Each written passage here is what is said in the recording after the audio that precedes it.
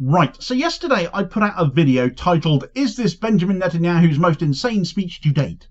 And frankly, I should have held on for that for another day, because last night he put out a televised attack so deranged and bereft of any semblance of reality in an attack on the leaders of Britain, France and Canada, three nations that are bent over backwards for Israel, and frankly still are, because they have dared to demand humanitarian aid get into Gaza and an end to Israel's atrocities there.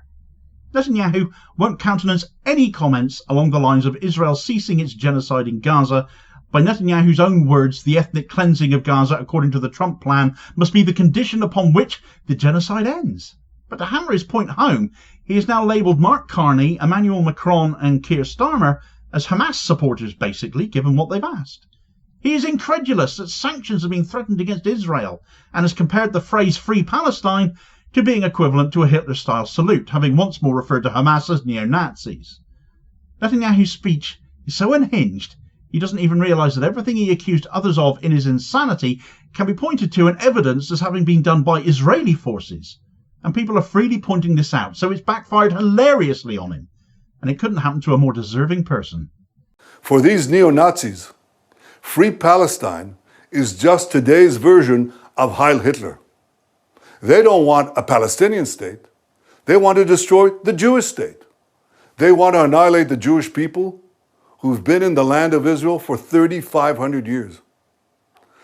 I could never understand how this simple truth evades the leaders of France, Britain, Canada, and others. They're now proposing to establish a Palestinian state and reward these murderers with the ultimate prize. Well, for 18 years, we had a de facto Palestinian state. It's called Gaza. And what did we get? Peace? No. We got the most savage slaughter of Jews since the Holocaust. You won't be surprised to learn that Hamas thanked President Macron and Prime Minister Starmer and Carney for demanding that Israel end its war in Gaza immediately. Hamas was right to thank them, because by issuing their demand, replete with a threat of sanctions against Israel, not Hamas, these three leaders effectively said they want Hamas to remain in power.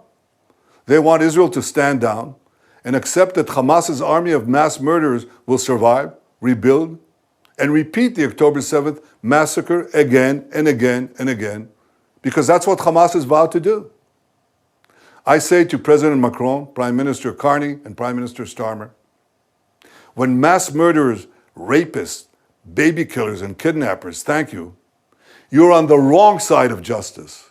You're on the wrong side of humanity. And you're on the wrong side of history. Right, so that was a clip of Benjamin Netanyahu's televised raving at the leaders of Britain, France and Canada, he is placed on the side of Hamas there. The full clip is available on social media to watch if you wish. He went on for over 7 minutes, pleading victimhood, crying, "Why us?" All the usual garbage that he comes out with as Israel, under his direction, continues unabated with their genocide in Gaza. Now, we live in an era increasingly defined by misinformation and political gaslighting. I would like to think as a result of that, we're more able to spot it, especially the more blatant examples of that. And certainly I think Benjamin Netanyahu's televised attack on the leaders of Britain, France and Canada stands as one of the more blatant and grotesque examples of that, of political deflection. Now, just because I'm British, I happen to prefer Cornish, but I am British, I have no skin in the game of defending Keir Starmer, for the record. I lambast him pretty much daily on this channel for many, many reasons. His pro-Israel positioning one leading reason for that.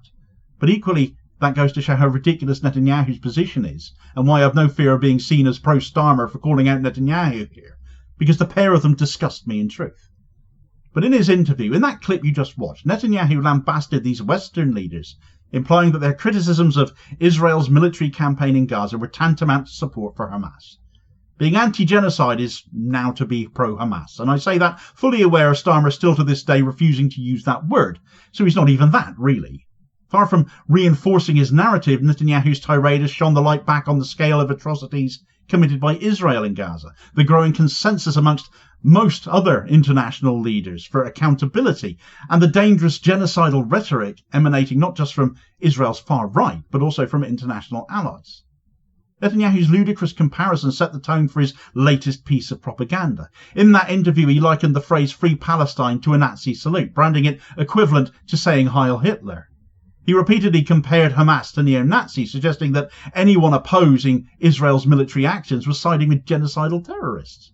It's an historically incoherent analogy. It forces people to view what is happening not in terms of legitimate political critiques and disgust at genocide being carried out before our very eyes on a daily basis across social media, but forces us to look at it through the very narrow viewpoint he demands that we do, a sickening moral binary that's got no legitimacy.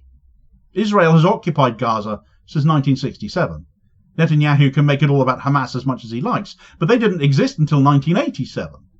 Occupied people, as ordinary Palestinians in Gaza are, have a right to resist that occupation. It is not the same as the purge of Jewish people and all other minorities that the Nazis picked on as, well, quite contrary to that, Netanyahu is saying the genocide will only stop if Gaza is ethnically cleansed of Palestinians. So I'm sorry, but who are you accusing of aping the Nazis again here? I've avoided making this comparison previously. I think it's a dangerous one to make. But it can't be ignored in the context of what Netanyahu himself has used here to prove his point, surely. The comparison reduces legitimate humanitarian concerns about the slaughter of civilians in Gaza to Nazi sympathising. And that is a dangerously and deeply offensive oversimplification that trivialises both the Holocaust and the suffering in Gaza. And Netanyahu should be rightfully condemned by everyone for that, and by Jew and non-Jew alike for that too. Netanyahu went further to claim that calls for a Palestinian state by Britain, France and Canada are rewarding murderers, and accused Palestinians of seeking to annihilate the Jewish people. This charge portraying Palestinians as an existential threat to Jews who have lived in the Middle East for 3,500 years, according to Netanyahu, ignoring that actually there is only a 77-year history of the Israeli state, self-proclaimed Jewish state as that is, but also the deep historical presence of Muslims, Christians and Jews in the region for millennia. His statement suggests a deliberate conflation of the modern Israeli state with ancient Jewish history, manipulating historical narratives to justify the modern-day colonialism and military aggression we're now seeing. 3 world religions trace their roots to the area. Zionism doesn't get to take precedence. And a particularly egregious display of historical revision that particularly revulsed me. Netanyahu asserted that Gaza was a de facto Palestinian state in and of itself and had done nothing but attack Israel throughout its history. This claim whitewashes the reality of the Israeli occupation since 1967, the Nakba which began in 1948 with the creation of the Israeli state and continues to this day. Gaza, alongside the West Bank, has been subjected to a brutal and illegal Israeli occupation for 58 years. The blockade of Gaza, often described as an open-air prison, has crippled the region's economy for almost 2 decades, destroyed its infrastructure, denied its people basic human rights. To call Gaza a state is not only disingenuous, it's an insult to those who have suffered under the yoke of siege and occupation, and an insult to people fighting to see Palestinian reunification, Gaza and the West Bank, one state together. Netanyahu's comments also ignored another crucial point, the ongoing refusal of Israel to allow an independent investigation into the events of October 7th. Reports and witness testimonies, not least from the former Israeli Defense Minister Yoav Gallant, have stated that Israel activated the Hannibal Directive, the IDF policy that prioritizes shooting Israeli citizens basically to stop them from being taken hostage. It's very easy for Netanyahu to sit there and keep comparing that night to the Holocaust, but what was Israel's role that night? Because if it was all Hamas, why won't you allow an independent investigation? Instead of welcoming scrutiny, Israel has blocked foreign journalists, and numerous journalists have been killed within Gaza, so many of them, making independent verification near impossible of that event and all the atrocities across 19 months that have been meted out in Gaza by Israel since. More damningly, Netanyahu's criticisms of international leaders came just as a wave of genocidal rhetoric from Israeli and allied political figures reached fever pitch as well. It goes beyond just Netanyahu, you see. So let's widen this net a little bit. Israeli newspaper Haaretz has just published a poll conducted by Penn State University that has revealed that 82% of Jewish Israelis support the expulsion of Gaza's entire population. 47% of respondents agreed that the Israeli army should act like the biblical Israelites under Joshua in Jericho, killing all the inhabitants of a conquered city. The poll also found that more than 65% of respondents believe in a modern-day incarnation of Amalek, that biblical enemy that gets thrown at Palestinians, and 93% of those believe the command to erase Amalek still applies today. Now, I have opined before that I don't believe every Israeli thinks like Netanyahu does, that this is still just one poll, and the questions asked, how they were phrased, was not published, so there is some caveat there. But then equally, Israel keep electing a madman like Benjamin Netanyahu, majority rules and all of that. So it does imply that Israeli society does have some massive problems here. If these statistics truly are representative of a mainstream opinion that has been emboldened by political and religious leaders, then I fear for how Israel can possibly cease to be a disruptive force in the Middle East, no matter who leads them. Others have made just as shockingly depraved comments as Netanyahu has in this crackpot speech. The Deputy Knesset Speaker, Nissim Vaturi, has often made horrendously callous comments, but he may have surpassed himself now as he has called for mass executions in Gaza. An excerpt from Quds News Network's coverage of this reads, Israeli Deputy Knesset Speaker Nissim Vaturi has openly called for mass executions in Gaza, intensifying fears over Israel's ongoing genocide against Palestinians. Vaturi, a member of Prime Minister Netanyahu's Likud party, said, "We must separate the women and children and kill the adults in Gaza. We are being too considerate." He added, "Who is innocent in Gaza? Civilians came out and slaughtered people in cold blood." Vaturi also described Palestinians as scumbags and subhumans and claimed nobody in the world wants Gaza's civilians. They are all pushing them towards Israel. The lawmaker went further, threatening the West Bank city of Jenin, saying, "We'll soon turn Jenin into Gaza." He called for its destruction, stating, "Don't bother searching for terrorists. If one is in a house, bring the house down. Tell the women and children to leave." These sentiments, far from being condemned as they should be by all that hear them, are echoed and sometimes amplified by lawmakers elsewhere in the world as well. Republican Congressman Randy Fine is one such person in the United States, suggesting that Gaza be nuked, drawing a direct parallel with Hiroshima. His comments followed that shooting at the Israeli embassy and declared that Gaza, home to 2 million people, should therefore pay the price. That would be 1 million Palestinians for each of those Israelis that was shot at the embassy. Is that it, Randy? In this climate, Netanyahu's portrayal of himself and Israel as victims becomes even more grotesque.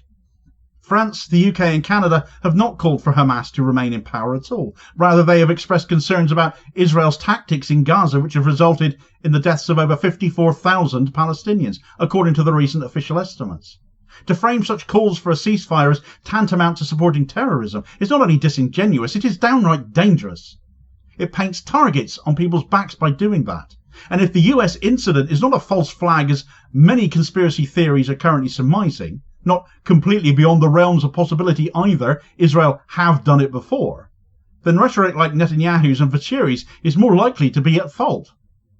Moreover, Britain's criminalising support for Hamas, with violations carrying a 14-year sentence and the Terrorism Act, get abused constantly to press charges against anyone seen to be pro-Hamas, which, for the record, and to cover myself, in no way is this video attempting to do, and have I ever attempted to do. The case, however, of Dylan Evans is in the news, a writer and activist standing trial for allegedly supporting that proscribed organisation, exemplifies how severely the UK punishes even perceived associations with Hamas. And if you haven't heard about this case, well, independent media has of course got your back. So here's an excerpt from Squawk Box. The trial of writer and anti-genocide activist Dylan Evans for supporting Palestine and opposing Israel's genocide and occupation begins tomorrow, after a year of bail under the Terrorism Act for allegedly supporting Hamas over comments on social media supporting the Palestinians' right, a right that is clear under international law, to oppose illegal occupation. Evans was accused in 2023 by the notorious Nasher Jew group of pro-Israel activists who claimed that he had made anti-Semitic comments on Twitter.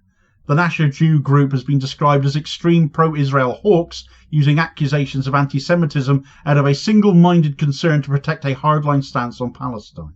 To claim that these governments are supporting Hamas is, therefore, a blatant lie and frankly ludicrous.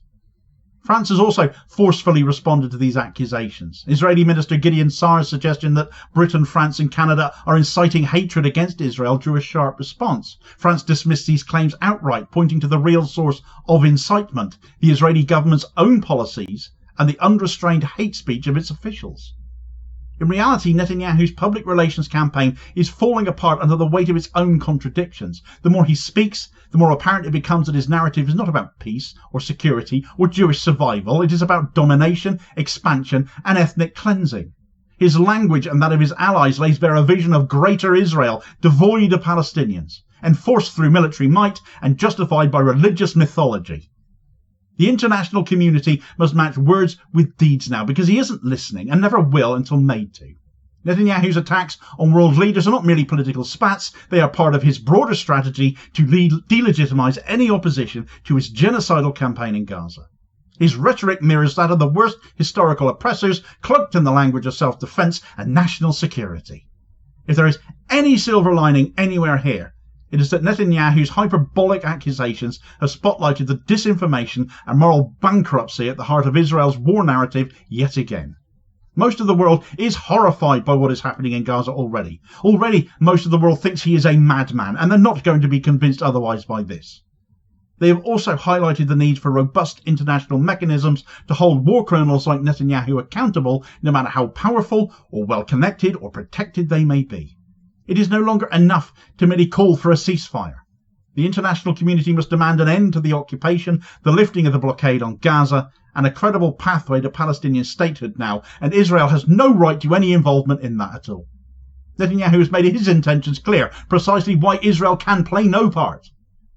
Netanyahu's speech was not a demonstration of strength, but a glaring admission of his own guilt. His words intended to intimidate and delegitimize are reflected completely back on him, and they must be stood up to. They have exposed the moral rot at the core of Israel's war on Gaza. He's a war criminal wanted on an international arrest warrant for a reason, and he's demonstrated again why that is. For more on Netanyahu's previous speech that I covered, which set out his position to ethnically cleanse all of Gaza as the only course of action that will see him end his genocide, his non-negotiable red line as that now is, get all the details of that story in this video recommendation here as your suggested next watch. Please do also hit like, share and subscribe if you haven't done so already, so as to ensure you don't miss out on all new daily content, sort of spreading the word and helping support the channel at the same time, which is very much appreciated, holding power to account for ordinary working class people. And I'll hopefully catch you on the next video. Cheers folks.